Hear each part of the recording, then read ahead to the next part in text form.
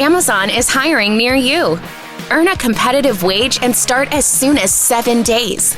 No resume or experience required. Health and safety are a top priority with all of our roles and sites. Amazon is taking precautions in our buildings to keep people healthy. Go to amazon.com/apply. That's amazon.com/apply. Amazon is an equal opportunity employer.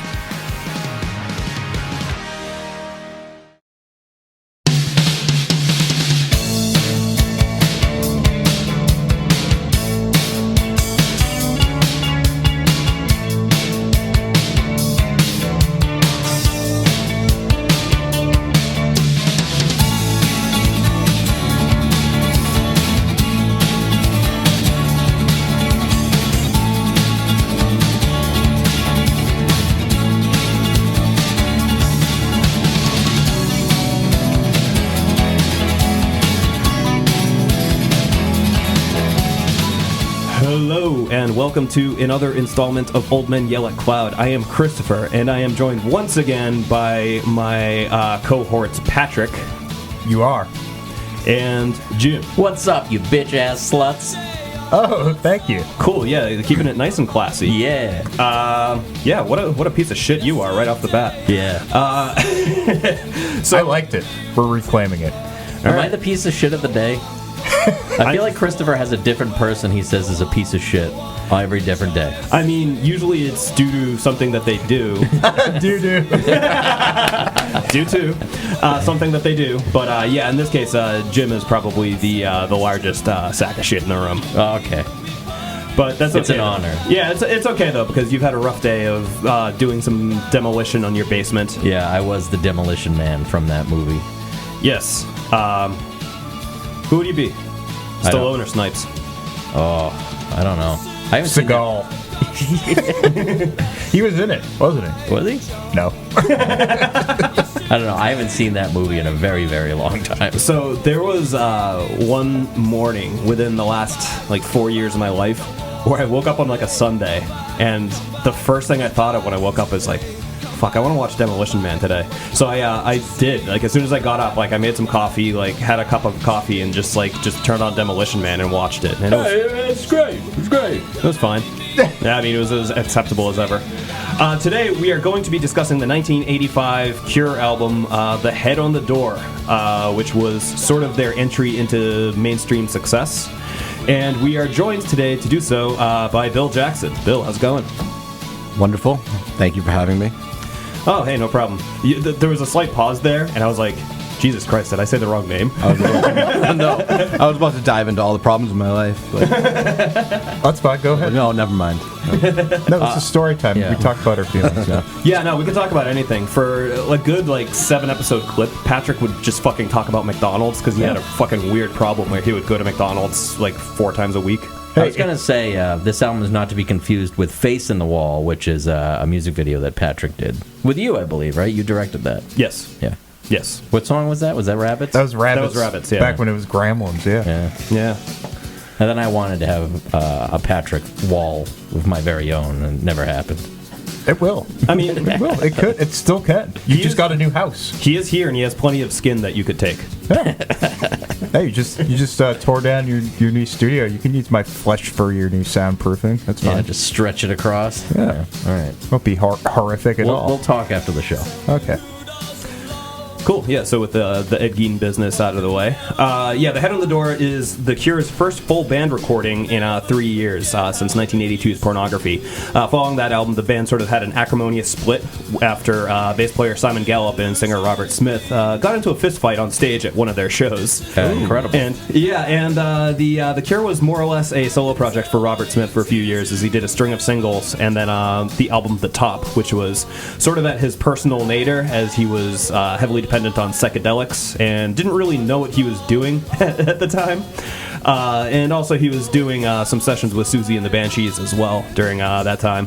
Eventually he convinced Simon Gallup to rejoin the band along with drummer Lawrence Tolhurst, who switched over to keyboards, and they brought in drummer Boris Williams from the Thompson Twins and the actual original Cure lead guitarist from before their days when they were signed, Paul Thompson, to round out the lineup.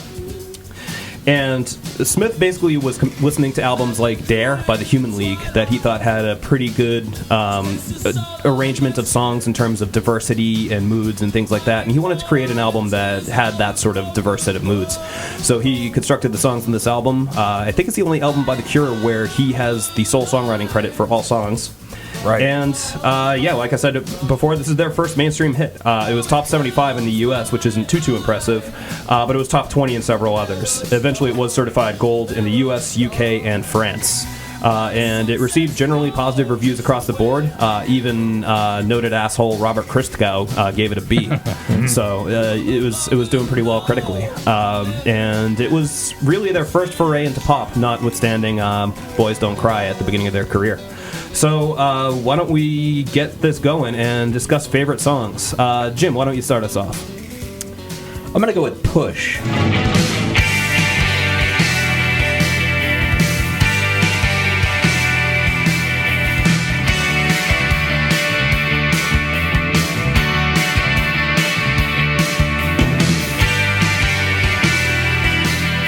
Not to be confused with the Matchbox 20 song. Right, so you're saying the I Want to Push You A-Round song is your favorite on this album? Yes. Okay. A-Round. Yeah. No, Push on this album, A Head on the Door, or The Head on the Door, fucking the bass in this song is stupendous. Yeah, Simon Gallup is a fucking killer bass player. It really galloped, I'll say that. I was going to say, it's a nice galloping bass line. No, throughout the album, the bass is fantastic. And even like the drum phrasing in this is fantastic, and I like how the vocals came in with kind of a reverbed out, like Robert Smith doing a little bit of weirdness. And it's kind of interesting that it was like halfway through the song that we get our first vocal. Yeah, that's what I was going to bring that up too. I liked how there was a really long kind of instrumental intro before he put his gravy on it. Yeah, the song has a nice like really nice like 80s alt rock pep to it. I don't know how else to describe it. Yeah, no, I'll agree with that. It's not too dissimilar, I think, from a lot of early REM and things of that ilk. Right. That's what I was kind of feeling that like. That sort of pep in its step for that kind of indie rock. But what was your favorite song? I'm going to go with Sinking.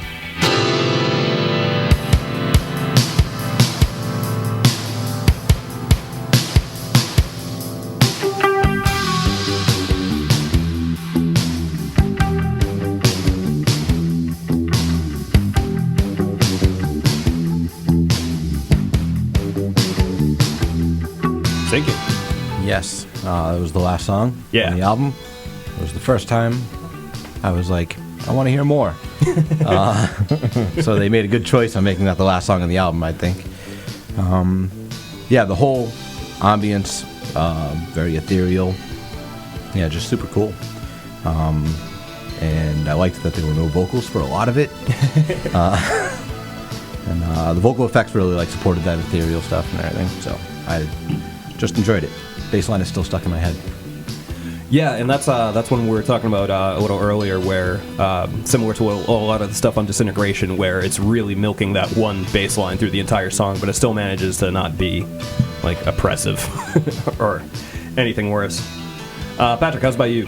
I was gonna go with Push, but I think for the sake of being interesting, I'm going to go with A Night Like This.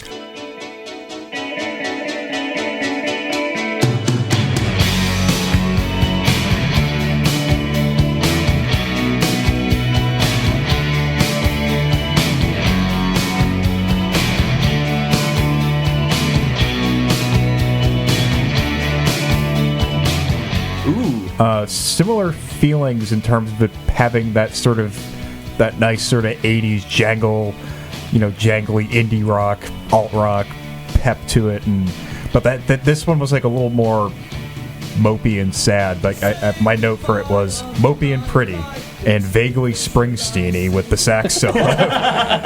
Because I think that there's something about like the chord progressions and like the way they were hitting and the sort of like overwrougtness of Robert Smith's vocal delivery, and then like throwing in that sax solo on top of it just made me think of like a really good Springsteen song for some reason. Which I'm now a fan. I think we've discussed this before. Yeah, no, we've discussed the fact that at age 35 you jokingly said I'm going to start listening to Springsteen now, and then listened to Springsteen and liked it. Yeah, I mean, I can't make this shit up. it's scientifically proven now. For me personally, I'm going to go with A Night Like This as well. I don't care about being interesting. Say hello on a day like today. Say it every time you move. The way that you look at me now makes me wish I was you. It goes deep. For me, this is a song that at different points in my life, like, this is a fucking A breakup song. And, like, I've gone through actual breakups in my life where, like, I fucking, like, through, like, my emo tears, like, was, like, singing along to this song and, like, felt it and was just like, yeah, fucking, I'm coming to find you if it takes me all night. And, like, fucking choking back tears because I'm a fucking sad boy. And then you went to McDonald's and got yourself a McFlurry and everything was okay. Yeah, we can say that that's how the story resolved. But yeah, also in addition to that, Robert Smith's harmonies throughout the song are just fucking killer. Like, he harmonizes with himself, I think, sometimes too much, where he doesn't necessarily need to. He's got a really strong voice, and I don't think he necessarily needs a lot of support behind it. But this song, I think, because it's one of the more straightforward songs in terms of both arrangements, structure, and just his vocal delivery, I think it really benefits from it. And Boris Williams was just fucking killing it on drums on this. Just steady, not really detracting from the song at any point, but definitely adding flourishes where necessary. Bodies. Yeah, those guys can, those Cure boys, they can groove. Like, they don't really get enough credit for that, I don't think. Yeah, this lineup of the band was together through Disintegration. Right. And yeah, they it was a very, very solid lineup. And yeah, great musicians. One thing I want to talk about, I just thought of this now, probably should have talked about it at the head. Oh god, he's looking at me. So I want to talk about the thing that I saw today. This is unrelated to the conversation at whole, but I want to get this out. The thing on the door. The thing on the door. So what I saw today was I was driving down to my parents' place earlier today down in the Bay State, and traffic sucked because it was raining out and people forget how to drive when it's raining. There was like no accident or anything, but it was like, it's like the thing where you see the sign on the highway that's like 15 miles to 95, and usually on a good day it'll say 15 minutes, and today it was like 30. Yeah. And it's like... Yeah. It took me an hour to get wings today that were like 10 minutes away from my house. Pissed me off. Well, you know what it is? It's like people who are driving too slow, and then it's like these assholes in big trucks that are like getting pissed off, so they drive like even faster. That's me. That's you. They're like overcompensating, and then they cause an accident. And so I was behind a car for a stretch of a few miles on 93, and I actually ended up putting my phone on the wheel as I was holding it to, as safely as possible, take a picture of the bumper sticker that I saw on the back of this car. Car had a New Hampshire plate and had the bumper sticker, which I've never seen before. Life is better with donkeys. So I have the picture over here as evidence. Okay, I see that. Life is better with donkeys, and there's a silhouette of a donkey. Yeah, and like, I mean, I can understand some people owning donkeys as like a beast of burden or something. Like, I don't know if that's oddly still a thing specific. that's done. Yeah, it's a specific animal, but I just was wondering like what New England donkeys are up to. Like, what do you own a donkey for in New England? And to that point, like, I don't know. How do you become an enthusiast of them? Like, what's the gateway to a donkey ownership? People have weird farms in New England. Oh, weird farms. Yeah. Tell me more about these weird farms. Let's talk about the weird farms. There's no purpose. It's just for entertainment. Yeah. I'm not even gonna tell you what's on the weird farms. Well, it's like alpacas. Yeah, I was gonna say alpacas, emus, fucking. Yeah. Well, I've seen an ox farm. An ox farm. Oh, ox is just a boy cow, isn't it? No, that's a steer. Yeah. That's a steer or a bull. No, an ox looks kind of like a buffalo, but it's got like long fur, I think. I don't know what the fuck I'm talking about. Yeah, they're kind of, they're shaggier. We just study our They remind me of ungulates. banthas, the big things that the sand people ride around.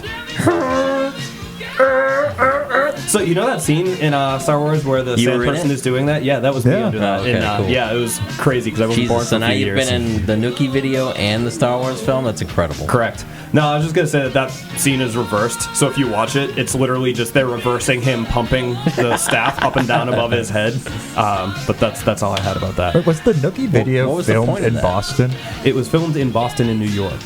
That's what I thought. Limp Bizkit did a couple rooftop surprise shows that were announced on the radio like Right. an hour before they happened. So a buddy of mine told me, he's like, dude, Limp Bizkit's playing a rooftop show like across from Fenway. Let's go. Yeah. So we were able to get out there in time, and we saw it. We were there for like the last couple of songs. I think they did like 4, and then the police came and broke it up. Hey, So- you can't bring up your show, man. This is rock and roll. I thought this was America. that was Fred Durst. who I am? So yeah, there's a chance that you could see like a scrawny, long-haired version of me wearing a white Tool shirt in the background of the Nookie video. They probably blurred it. Yeah, they probably did. Yeah, so Put the They're effort not the into right to finding that yourself, brand. though? I was never able to find myself, no, because there's enough people in it, and it's very quick cut through the whole thing. So I don't want to go through it like the fucking Zapruder film and like try to find like the frame where you can actually see me. But You should. yeah, I mean that would be a good use of my time at some point. That would actually that's a real good way to spend like nursing home time. Totally. So like if I make it to nursing home age and I am in a home, like that would be great for multiple reasons. Because first off, I could like tell like the staff there, like, oh yeah, I was in the Limp Bizkit video for Nookie, and they'll like obviously not believe me and think that I have something wrong with me. But yeah, I can then go through it studiously, and it'll keep me out of trouble. You just sounded like fucking the Gavin character from Kids in the Hall. If my head were made of veal, and I know it's not, how much would it be worth? Jim, what was your least favorite song? My least favorite is The 6 Different Ways.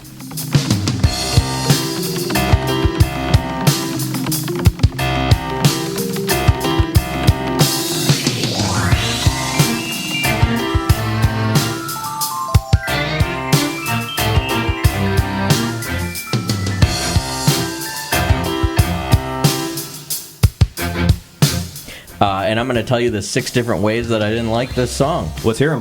1, sounded like a video game level. 2, level. Too phantasmical. I made that word up. 3, Casio synth sounds. 4, the piano sound. 5, the little fucking flurry things that were happening that didn't make any sense. And Big 6, thumbs down for Billy. and 6, the way it ended. All right. I mean, I don't know if I necessarily have any more questions from you, because that was a pretty exhaustive... Yeah. I thought that the fact that the song was in 6/4 kind of saved it for me for being annoying. There's something about like having that insistence on it, like starting over again, that made me a little more intrigued by it. But I get it is a bit goofy, some Yeah. of the synth patches. Yeah, but I mean, after we finished, or towards the end of this album, you looked at me and you're like, does Robert Smith have fun? And it's like, listening to a song like this is fun. Like, this is him goofing off. He's having a goof. He's having a cheat day. Yeah, he may have He's been having a cheat day. he might have been having fun, but he definitely didn't have a smile on his face. He was probably just like frowning and going like beep boop beep boop beep. It's conjuring up a great image of Robert Smith just like sitting at a keyboard with a frown across his face, like picking these patches out, but then like slowly a little grin comes across his face and he just like forces his hand to go. No, I'm frowning. Cannot smile. But what was your least favorite? Everything he just said, 6 different ways. Worst song on the album, no question.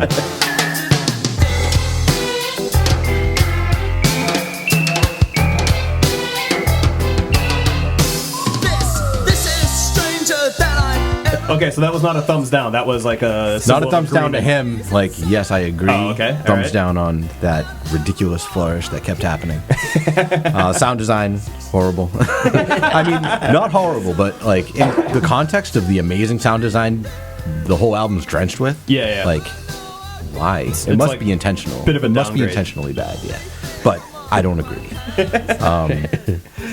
And what else did I not like about it? I have notes. You can add number 7 to my list. Yeah, no, we 7 should keep different it ways. 6. I won't mess up with your 6 different ways. Yeah, because that was such a clever idea that Jim had. Yeah. I'm clever. 6 ways, like going to Waffle House. You can get the 6-way hash. Is that a thing? Well, it's like hash 6 Yeah, I know that because I Yes. had 6 different stomach pains after I ate it. Yeah, you need 6 stomachs to digest their fucking hash browns. What are the 6 ways? The Waffle House hash browns come 6 ways.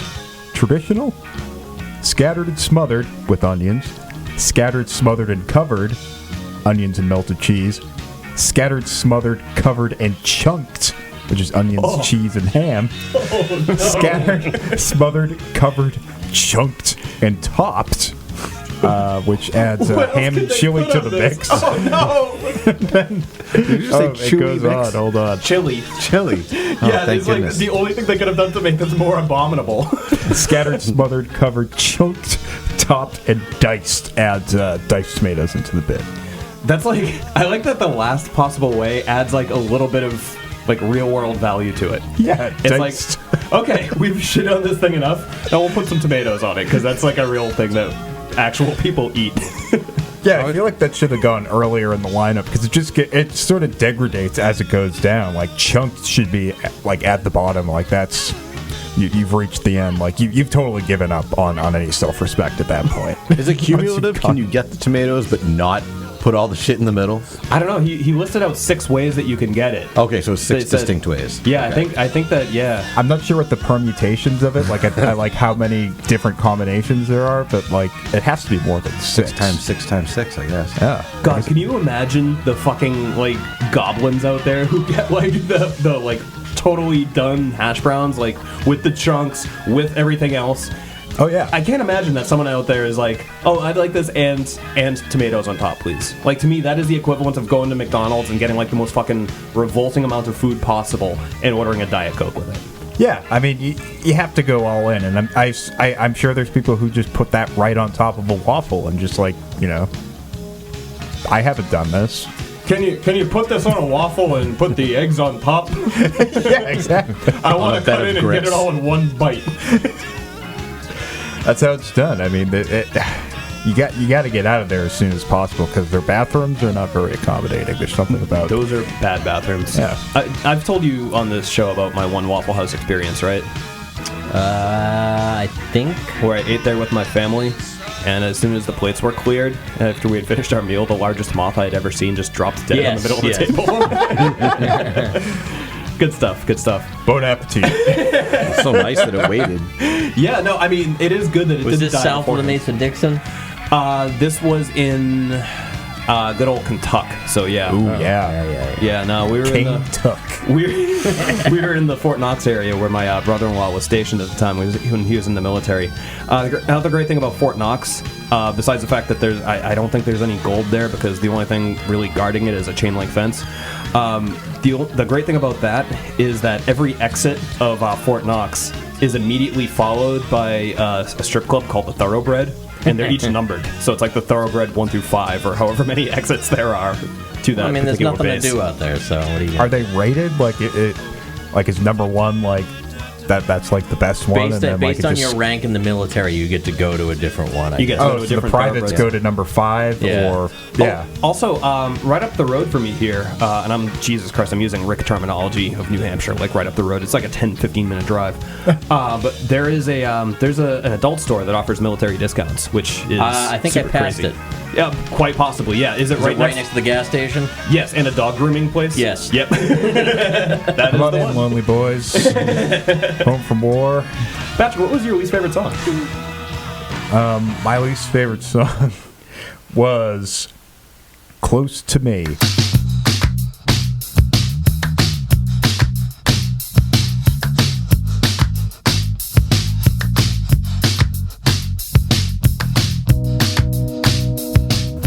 I think I brought it up before. I always forget that this is a Cure song, but it's one I'm pretty familiar with because there was, back when I used to work at Whole Foods back in the day, there was like a, I guess, 90s and 2000s alt-rock station that would sometimes put in like, 80s alt-rock in there for every so often, but they would play this song like in between like a Peter, Bjorn, and John and like My Morning Jacket song, and I just like kind of assumed that it was one of those bands for the longest time, because it kind of has that like hipster quality to it, where it's like, you know, the little tiny synths. It's very like twee.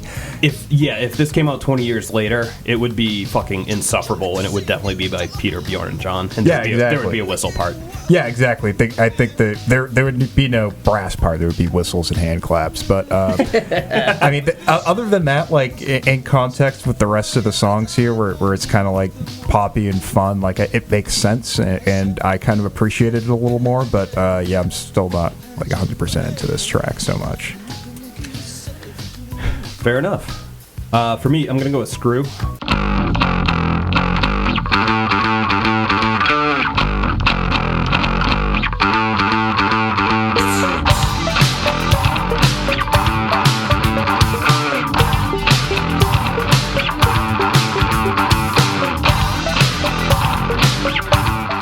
Which I enjoy. I don't dislike anything on this album, but that I think is the song that I appreciate the least. And it's kind of like it reminds me a lot of Gang of Four, I think, in a lot of ways. Yeah. And I like Gang of Four a lot more than I like this song.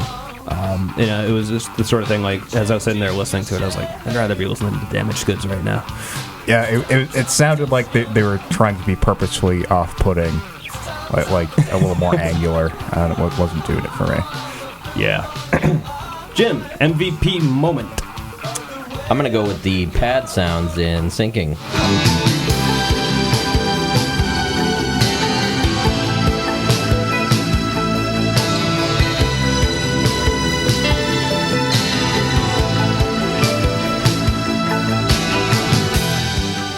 Oh, nice. Stinking? Yeah. That's it. I thought they were cool. Amazing. That's all right, pretty straightforward. I mean, I don't really want to push you on that, because it feels like... Oh, I love pads. I love them. Pads are nice. Pads Put them are nice. underneath your bum. Yeah. Jesus Christ. Bill, how's about Real you? soft. MVP moment? Yeah. Dropping stuff. I believe, I don't know, I had trouble with this one, but I'm going to go with on track 2, which I think is called the Kyoto sound. Yeah. Which sounded just like Kyoto. I've been there. Nice. The Anagram Lovers Tokyo. I just, you could hear the sounds, that sound that's in that song just coming through the trees in Kyoto. Anyway, sorry. So that sound he's talking about that keeps happening. I loved it.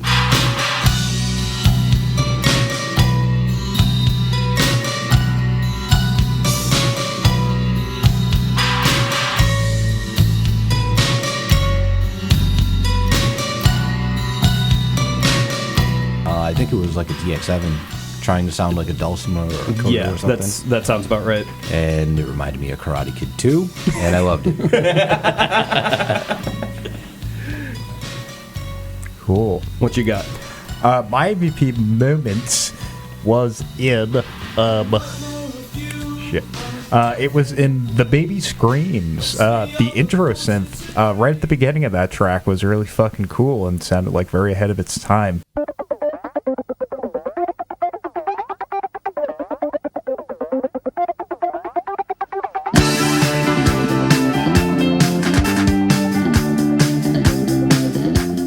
It just like was very striking, flipping over that record and just hearing that sound kind of come out of nowhere. It was great. Yeah, that was a great track in general too. That was one of my favorites. I really liked the soundscape of that one. But that intro synth was it's very cool, very futurist. Yeah, actually, my notes for that were basically all about the guitar tones and the galloping bass. Yeah, nice and goopy. That fucking goopy chorus that I love on the guitars. Yeah. And my MVP moment is going to be the fucking guitar riff and Push.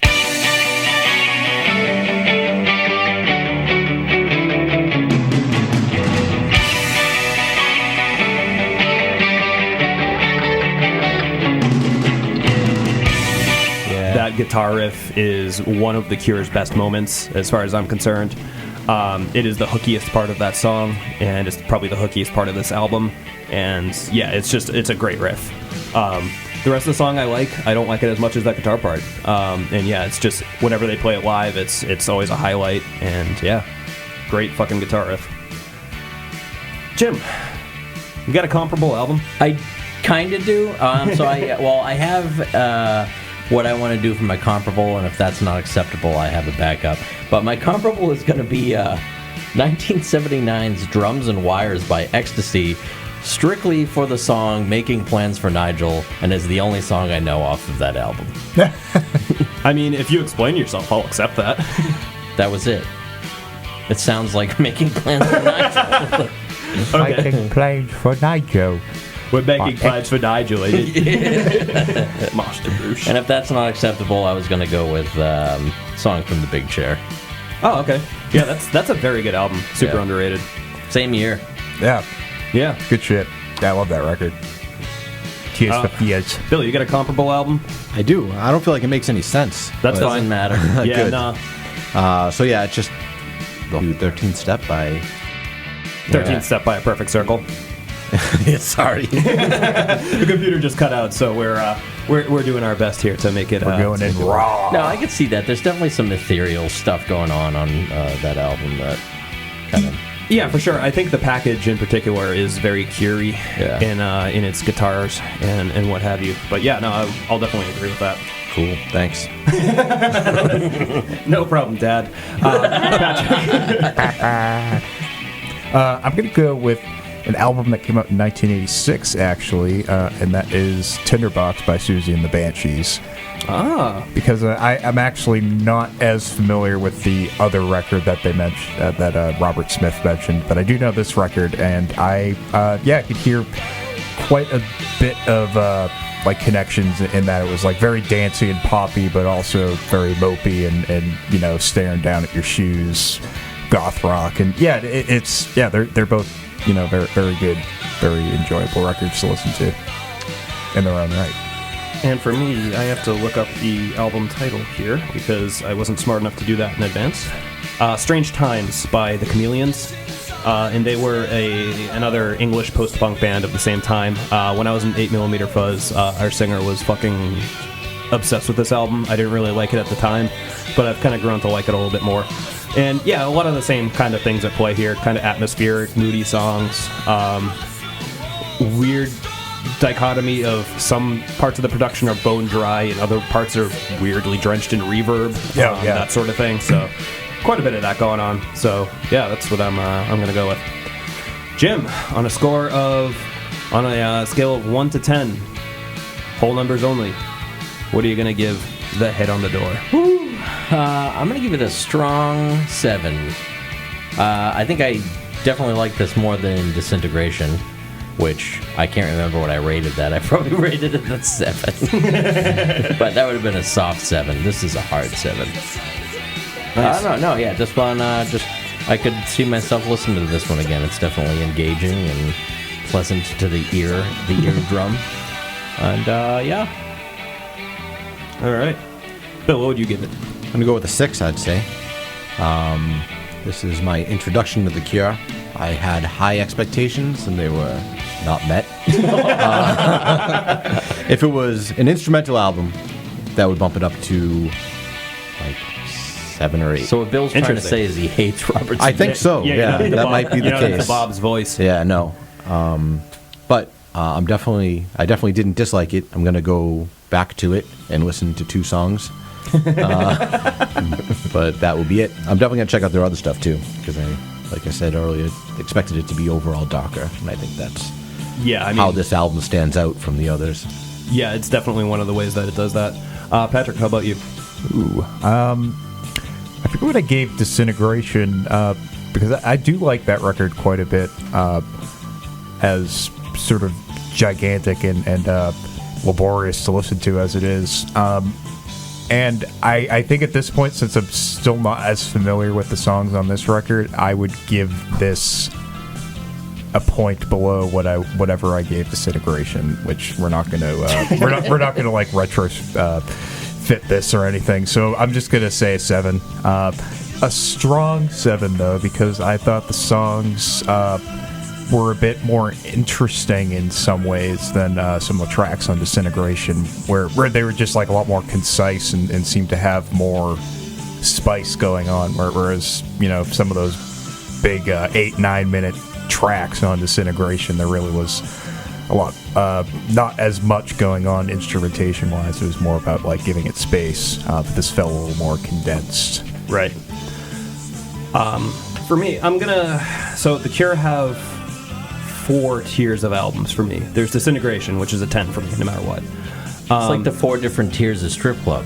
Correct, of the Thoroughbred. Yeah, okay. The second tier is going to be your things like Wish, Kiss Me, Kiss Me, Kiss Me, Blood Flowers, albums that I think are really fucking good. Not quite as good as Disintegration, but still albums that I listen to a lot. Albums that fucking made a huge impact on me as a musician and what have you.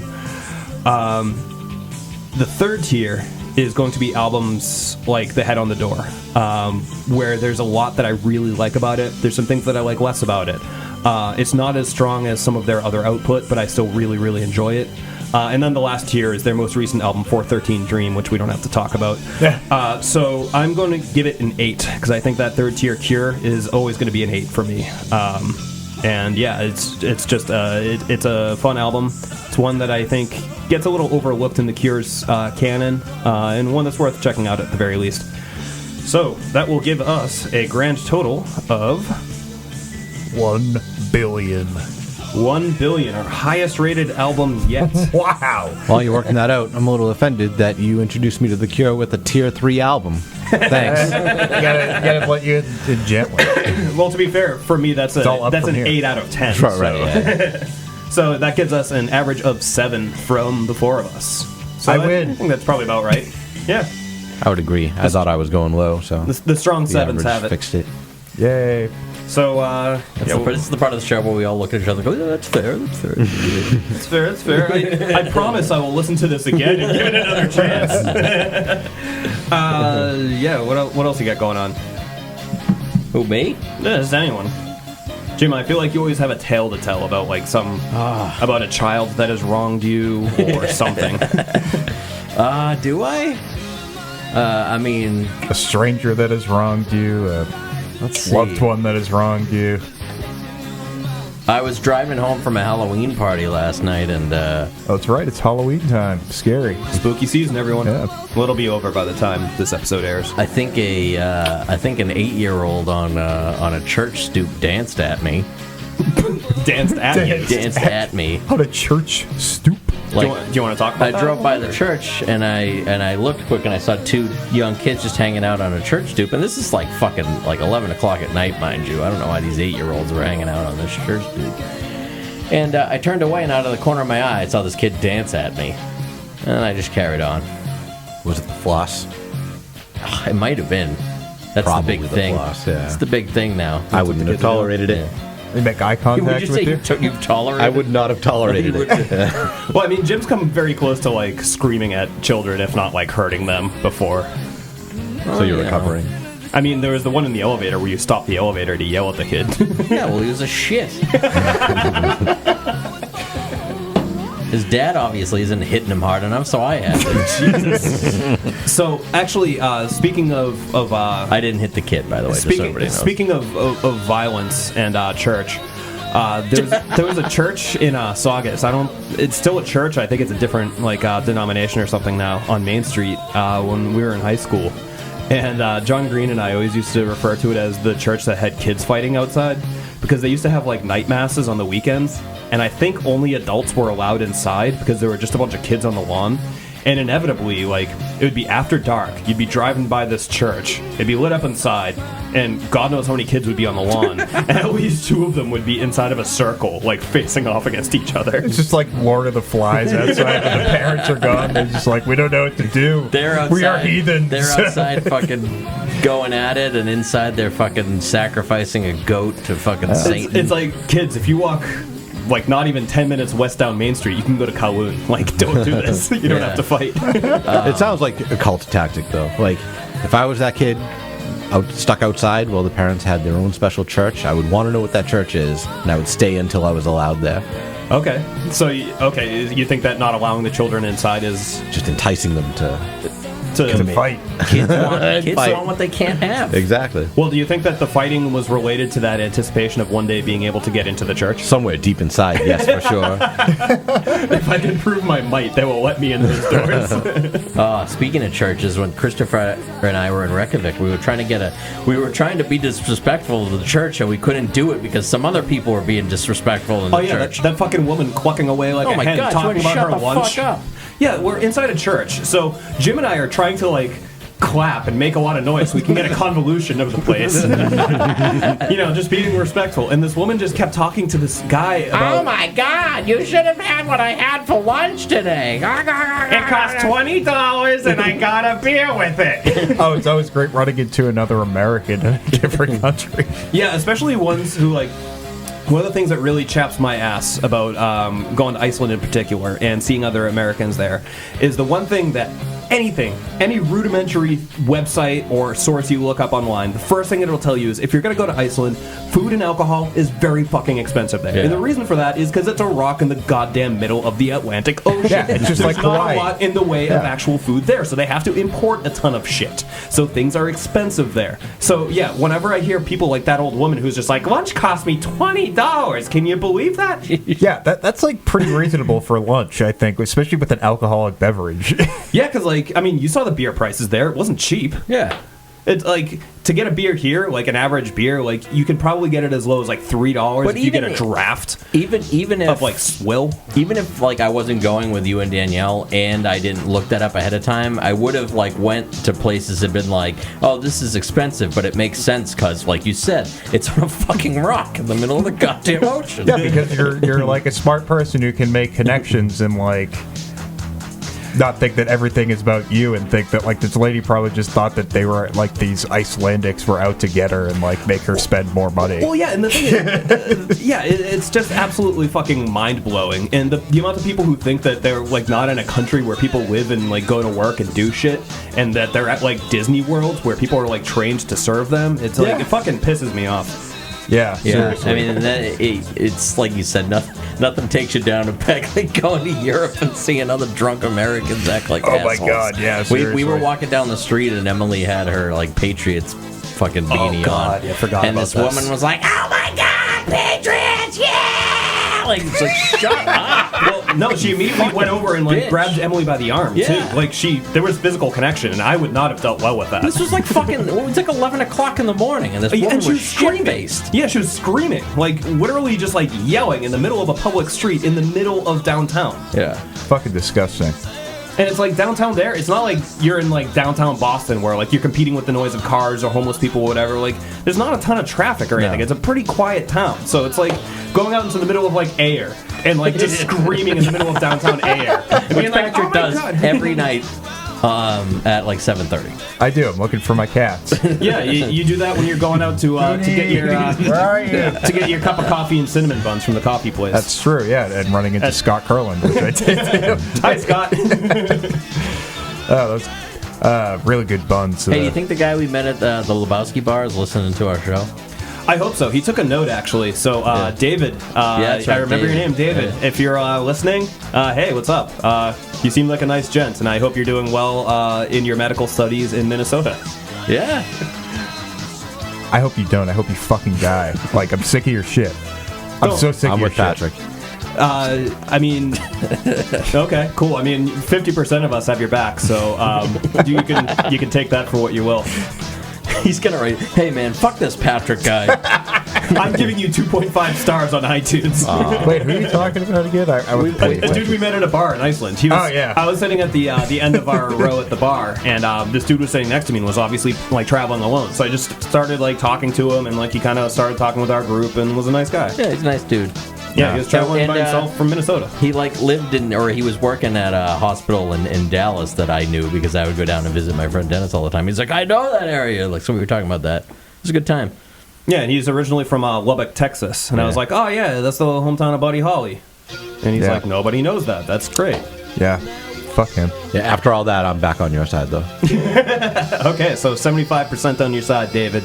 I'm not convinced. I'm not easily impressed. What's he hiding? What the fuck is he hiding? I don't know. Could be anything. I'm gonna find out. I don't miss shit. Okay. He could be hiding. I got his number. He could be hiding a drug habit, forbidden pornography. Who knows? Oh no, I'm talking about something way worse. I don't. Okay, go ahead. You don't have anything, do you? No, I don't. Dial 623 if you know what this guy's up to. Because I don't know. And if you are him, come on the show. We'll review Love Beach. You can't do that. We can't. I don't own it on vinyl. Oh yeah, and plus I feel like that's a copyright infringement of Jukebox Zeros. Every time I say that, I feel like I need to give you and Will's like. No, I mean that's just cross promotion. No, That's you just fine. have to give them a Nightmare King. Hey, speaking of which, Bill Jackson is going to be coming on Jukebox Zeros like next week. Yeah, if you're looking for more me, Yeah, that's right. Yeah, there you go. There's a plug right there. Looking Nice. for more Bill Jackson. All the time. Looking for more Bill Jackson. He's going to come on and talk about the fucking monkeys with us. That's right. I was saying on the drive up here, I'm very disappointed actually that Bill got to meet you before that episode because I really love the idea of a stranger arriving to your house to discuss "Pool It" by the Monkees. a bad monkeys Come album. in through the back, through the slider door. I have very specific instructions. Don't mind the cats, and come sit at this table next to my bedroom. I do We got a wish sheet that went hanging there down. now. Good shit though. That'll be a lot of fun. Yeah, so check out Jukebox Zeros sometime in early November. We got Bill Jackson talking about the monkeys. This is exciting. Yeah, Bill, thanks for joining us. Do you have anything at all that you'd like to plug, short of your upcoming appearance on Jukebox Zeros? I think that's it. That's all I got going on. Cool. Yeah, I wanted to like dive into a big like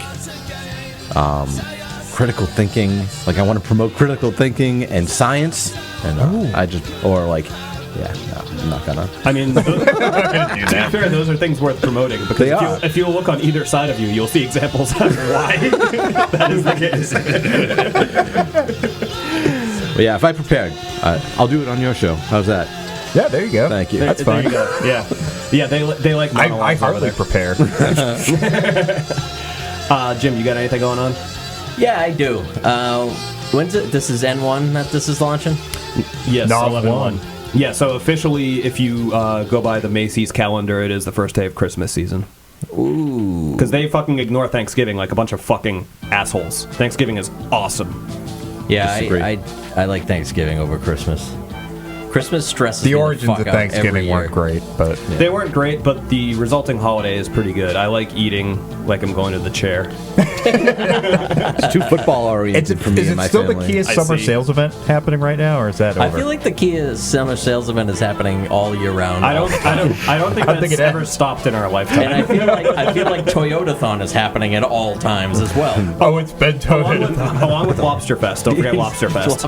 Lobster Fest is back, and Red Lobster, even though it never fucking left. And I know that this isn't the case, but I feel like it's always Shark Week too. No, that's definitely a specific week. I don't believe you. There are competing like networks doing other Shark Weeks though. That makes it feel like it's more. Oh, interesting. Oh, I Interesting. didn't Yeah, it's know kind of like that period Nat of time in Geo the did 90s like when a- it felt like wrestling was always on TV. Yes. Yeah. Patrick, you got anything going on? I wouldn't even fucking plug anything. Well, I've given up on you. What do you got? You guys stole my thunder and started talking about Shark Week and Kia summer sales event. All right, well, what do you got? Oh, so if you missed it, Fat Film Films put out their movie Stray, which came out fucking awesome.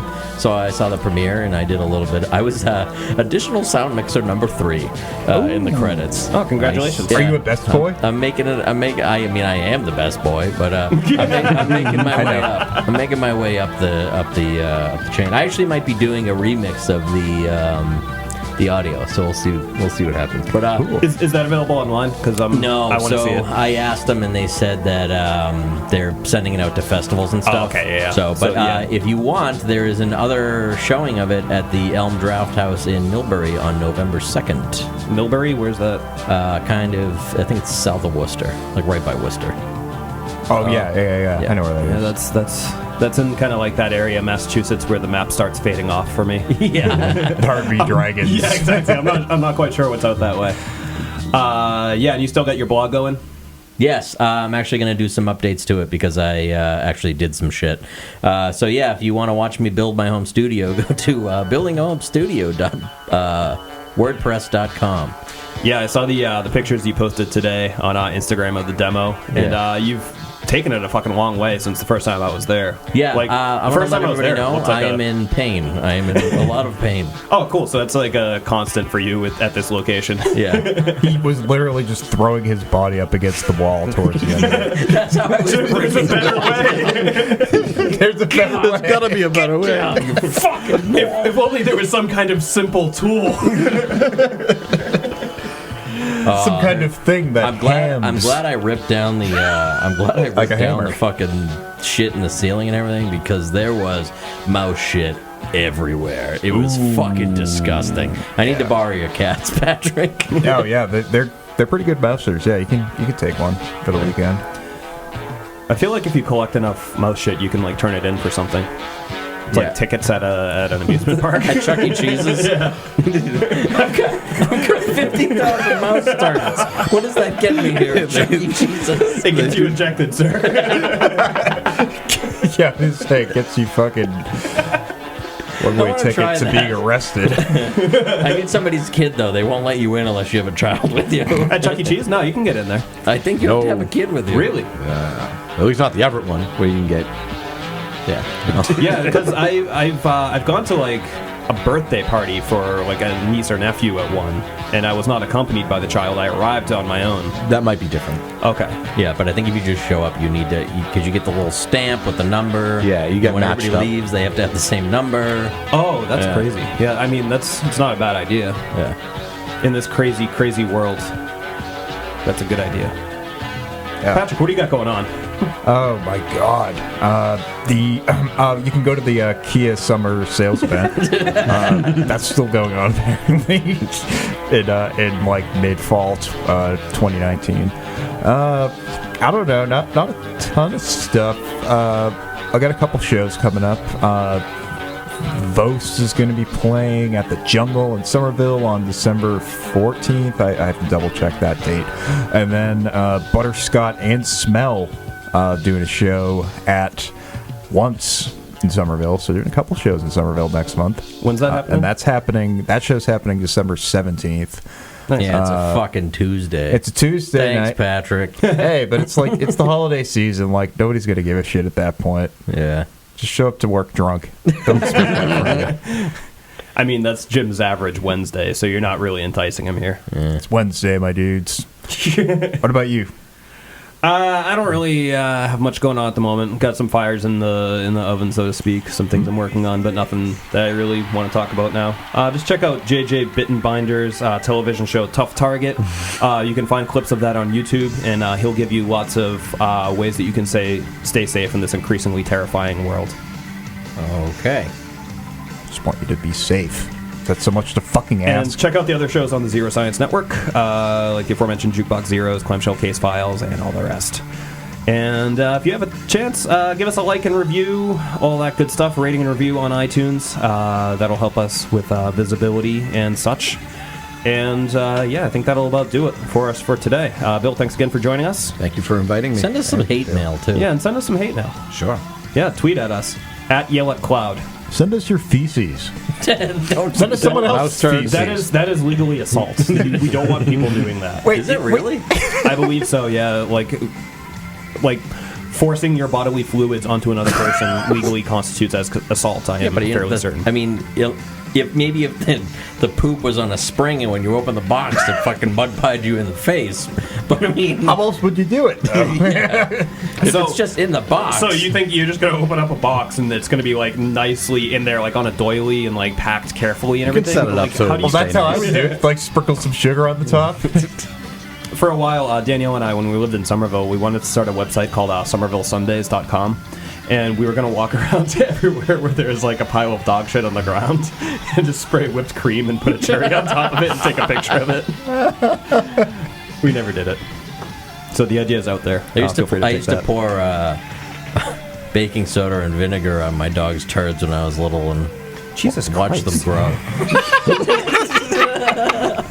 Way to fucking hold out for a very long time, not only on this episode, but in general, to say something that's really concerning. Because I feel like you were not a well child at this point.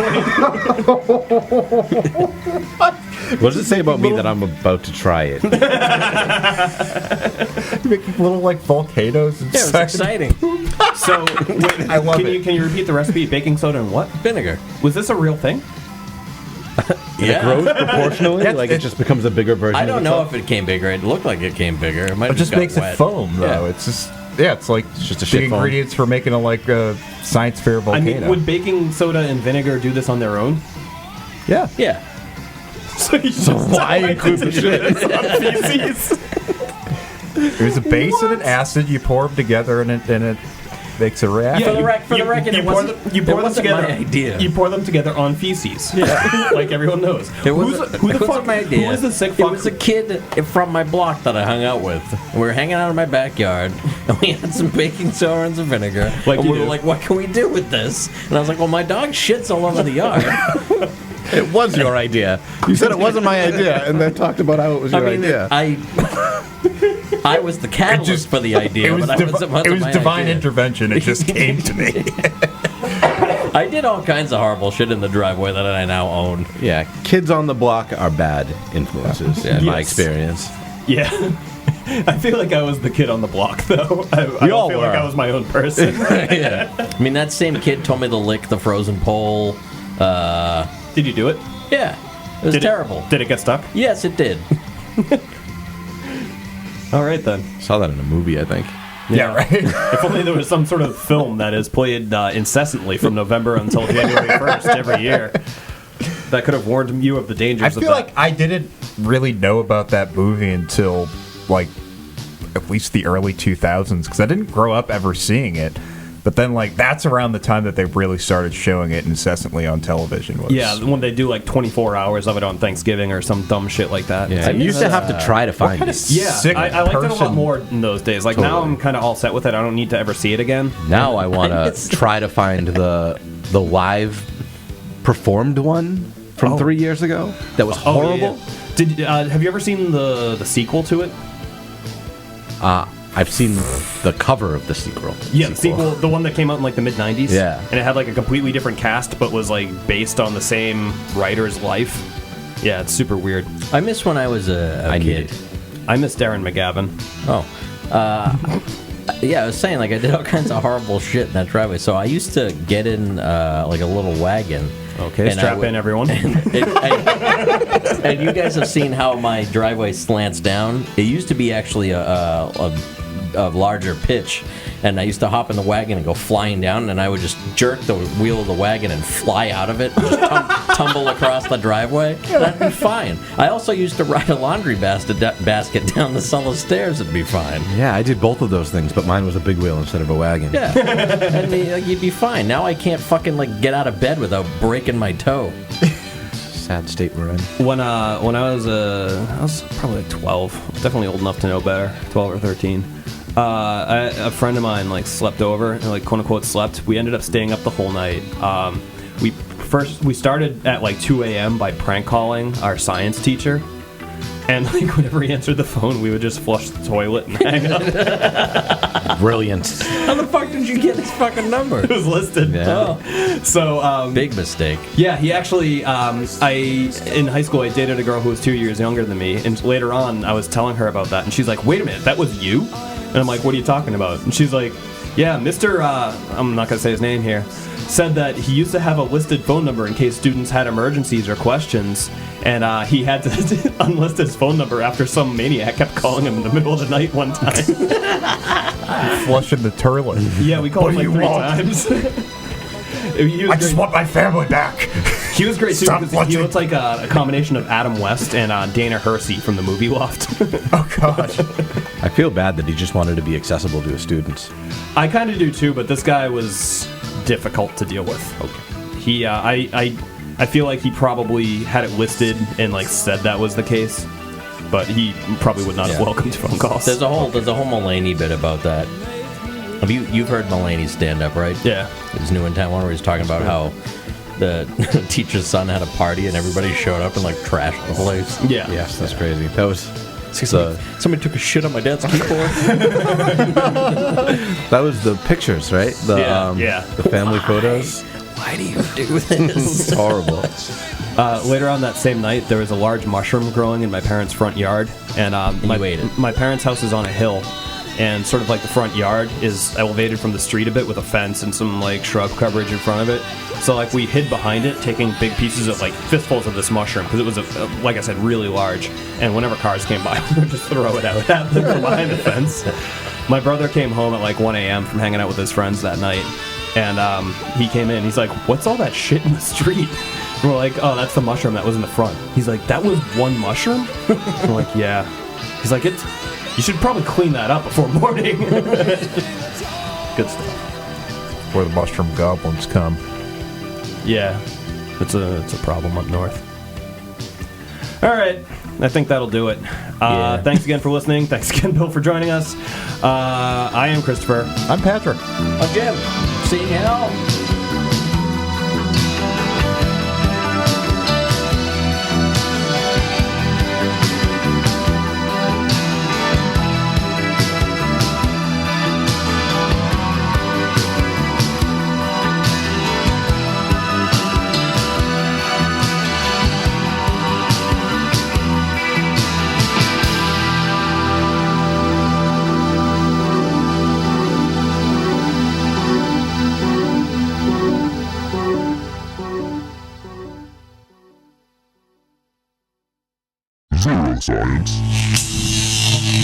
Now available in podcast feeds. Don't miss your chance to join three friends as they unpack movies from their childhood. I'm just gonna watch you die. What was this film rated again? PG. And decide just how traumatic they were. That is how long they're stabbing him. I giggled through that scene because it was so uncomfortable and weird. In Clamshell Case Files, starring the bad boy of podcasting, Quentin. I mean, if my dog killed another dog, I would protect him by burying that body, but I would never kill the dog.